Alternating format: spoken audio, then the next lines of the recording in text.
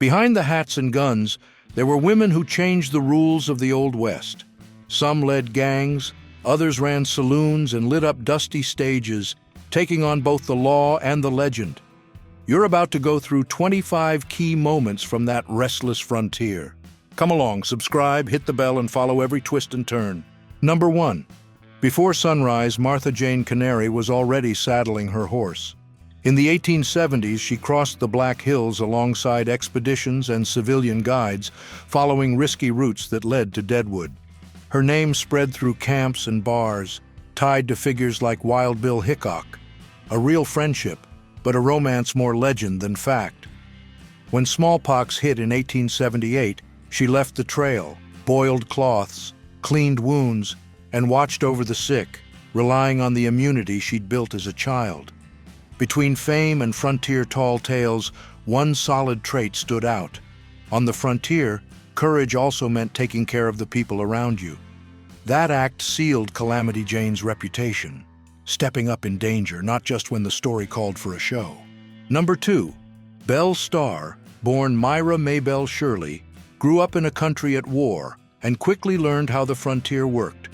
After the Civil War, she moved among the James Younger gang, married an outlaw, and was convicted of horse theft in 1883. She became a well-known name more for her reputation than her record. Newspapers and dime novels crowned her the Bandit Queen. On February 3, 1889, she was shot to death near her ranch in Younger's Bend. The case was never solved, and the Police Gazette helped turn the murder into legend. Number 3. Before she became a legend, she went by Mary Catherine Horany, the daughter of a Hungarian doctor who crossed the Atlantic heading west. In smoky saloons, Kate earned the nickname Big Nose and made her living among cards, booze, and danger. In Fort Griffin in the late 1870s, she met John Doc Holliday. The connection was instant. When Doc killed Ed Bailey at a card table and ended up in custody, stories say Kate set fire to a shed to create a distraction, overpowered the guard, and escaped with him into the dark. That stunt started an on-and-off partnership fueled by loyalty, whiskey, and gunpowder, one that would take them to Dodge City and later to Tombstone. Number 4. When Buffalo Bill's show toured the U.S. and Europe, one sharpshooter stole the spotlight.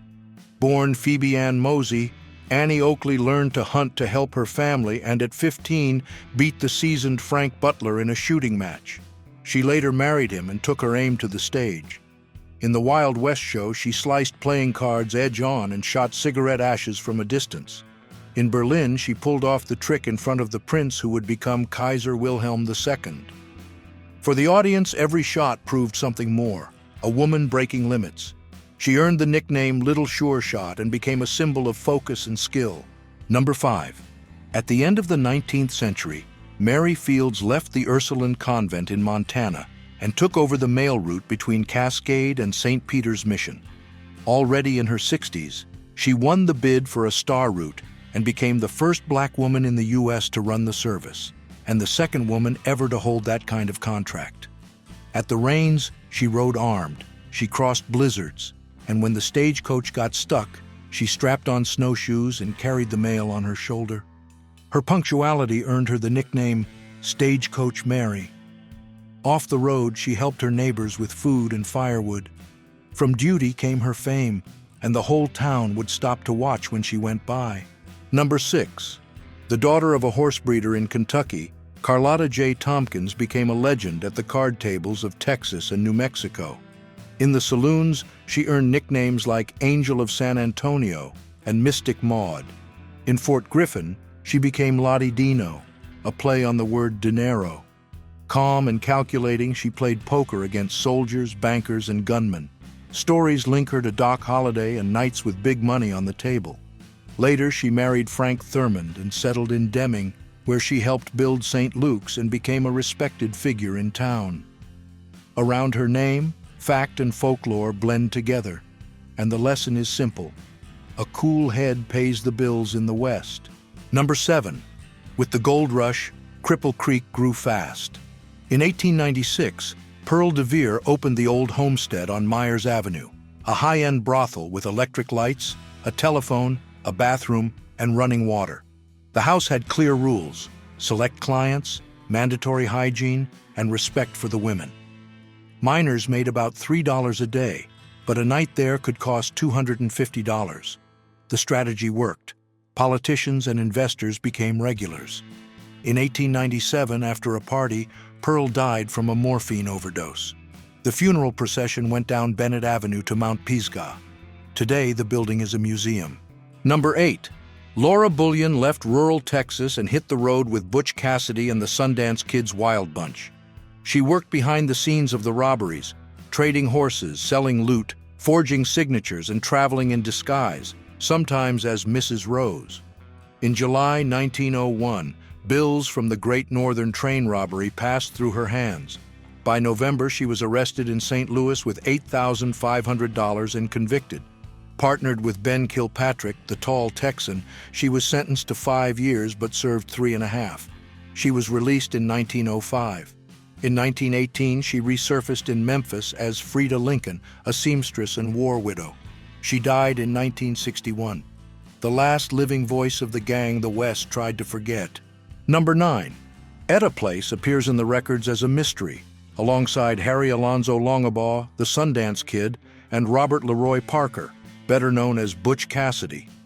In the late 1890s, she moved through saloons and across borders, boarding the Herminius in 1901 bound for Buenos Aires and living for a while in Patagonia while the Pinkertons spread wanted notices with her description. The trio took on fake names. Cassidy became James Ryan and kept a low profile on a ranch in Cholula. After that, the trail goes cold. Passenger lists, newspaper clippings, and conflicting accounts suggest she either returned to the U.S. or fled deeper into the Andes. What remains is the question that won't die. Who was Etta, and how did she erase her own tracks? Number 10. In 1854, Eleanor Dumont arrived in Nevada City and opened the Vingt et Un, a 21 table where she was the house. It was the height of the gold rush. She dealt cards calmly, charged a fee to keep the table clean, and treated miners as customers, not opponents. Years later, a dark line on her upper lip earned her the nickname that stuck, Madam Mustache. She followed the money through gold fields and frontier towns. In Carson City, she lost her ranch to the con man Jack McKnight. The story ended in Bodie. After a bad night and debts at the table, she walked out alone. On September 8, 1879, she died from a morphine overdose. The legend remained. Number 11. Born enslaved in Missouri, Cathay Williams followed Union troops as a cook during the Civil War. In 1866, seeking pay and independence, she cut her hair, took the name William Cathay, and enlisted in the 38th Infantry Regiment among the Buffalo Soldiers. She marched through the Southwest, caught smallpox, and after several hospital stays, a doctor discovered her secret. She was discharged in 1868. Her short service record became a milestone.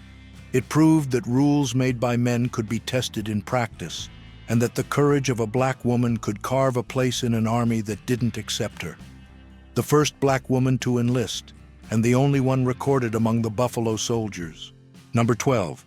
When U.S. expansion reached Paiute lands, Sarah Winnemucca decided to act.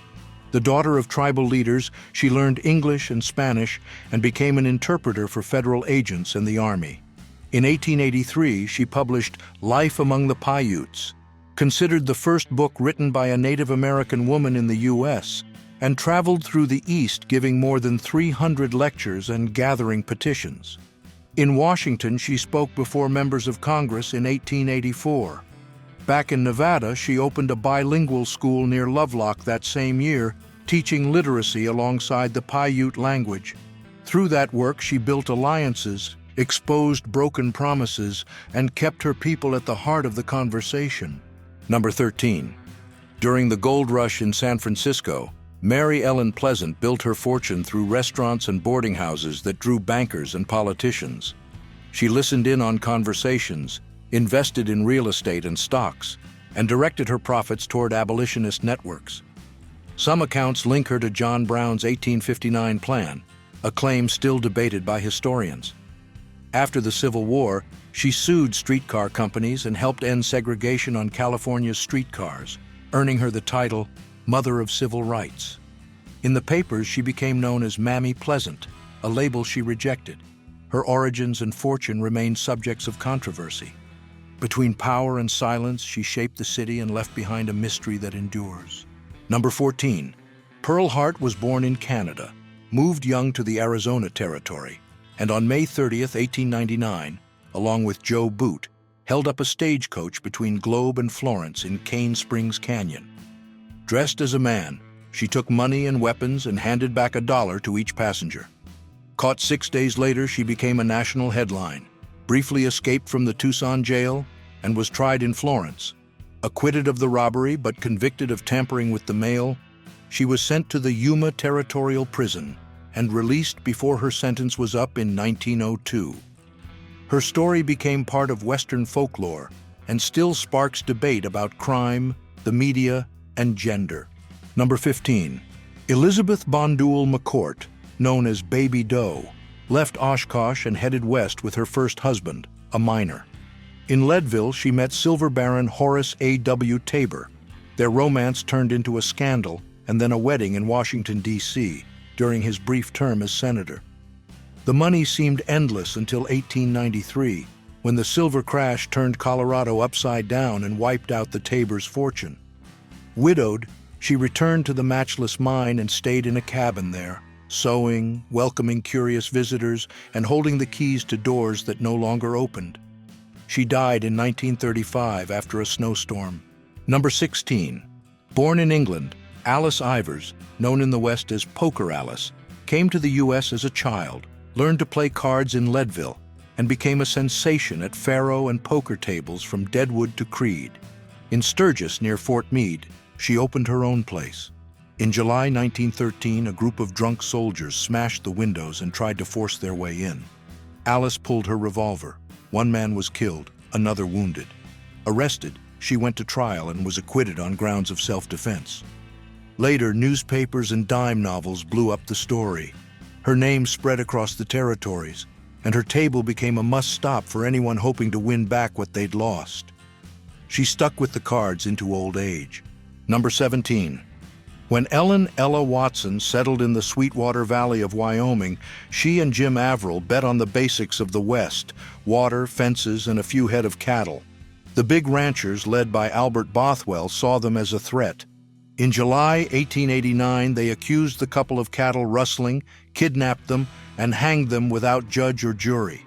The next day, newspapers tied to the cattle barons branded Ella as Cattle Kate and spread a convenient story. Over time, records and research revealed something else. She was a homesteader. The real conflict was over water and grazing land, and the power was in the hands of the rich. Justice, that time, never reached the valley. Number 18. Around 1873, a family in southern Kansas became a dark legend. John Bender, his wife Elvira, their son John Jr., and daughter Kate ran an inn along the Osage Trail in Labette County. Anyone who sat in the seat of honor with their back to a curtain became a target, a hammer blow, a slit throat, and the body dragged to the cellar, then buried in the orchard. The scheme came to light when Dr. William York disappeared. Searches uncovered shallow graves on the property. Digging revealed at least 8 bodies, including York's. The family fled before they could be arrested. To this day, no one knows what became of them, and the exact number of victims is still debated. Number 19. The daughter of immigrants in Hannibal, Missouri, 1867, Margaret Tobin moved to Colorado while still young. In Leadville, after J.J. Brown struck it rich with the Little Johnny mine, the family became wealthy, and she used part of that money to help workers and neighbors through the winter. In 1912, on her way back from Europe to New York, she boarded the Titanic. When the ship hit the iceberg, she helped load the lifeboats and ended up in number 6, where she clashed with helmsman Robert Hitchens to keep rowing and push to go back. On board the Carpathia, she organized a committee to support the survivors. The press gave her the nickname, the unsinkable Molly Brown. Number 20. In the early 20th century, Susan Anderson, who graduated from the University of Michigan in 1897, took a train to Fraser, Colorado, seeking dry air to fight tuberculosis. There, she became known as Doc Susie. Without a horse or a car, she walked or hitched rides on trains to treat loggers, railroad workers, and families, often getting paid with firewood or food. She served as county coroner and handled the accidents from the Moffat Tunnel. Through births, the 1918 flu, and frostbite cases, her stubborn routine kept an isolated Rocky Mountain community alive. Number 21. At around 14 or 15 years old, Rose Dunn appeared at the height of the Old West in Ingalls, Oklahoma Territory. Involved with George Bitter Creek Newcomb, she became a key helper, bringing supplies, delivering messages, and, according to legend, running through gunfire to deliver ammunition during the 1893 shootout. Official reports dispute the feat, but the story stuck. 2 years later, Newcomb and Charlie Pierce returned to her family's ranch and walked into an ambush set by the Dunn brothers after the $5,000 reward. Rumors of betrayal spread. She denied it. Rose later married and left the outlaw life behind, but the doubt never faded along the Cimarron. Number 22. In 1900, Carrie A. Nation walked into Kansas saloons singing hymns and started smashing bars and bottles. She claimed to be carrying out a divine order and enforcing the state's prohibition law, in effect since 1881 but rarely applied. Her raids began in Kiowa. On December 27th, she struck the Fancy Bar at the Carey House in Wichita and took up a hatchet, calling her actions hatchetations. Arrested dozens of times, she paid her bail with lecture fees and by selling miniature hatchets. Her drive came from the memory of her first husband, an alcoholic doctor who died from his addiction. She became a symbol of the temperance crusade and helped spark the debates that would eventually lead to national prohibition. Number 23. In the late 1870s, Sister Blandina Segal arrived in Trinidad, Colorado, right along the route of Billy the Kid, also known as William H. Bonney. When one of his gang members was shot and local doctors refused to treat him, she tended to the wounded man herself and soon learned that Billy planned revenge. Blandina went to meet him and convinced him to drop it. Later, he called off a robbery after finding out she was among the passengers. She even visited him later in jail in Santa Fe.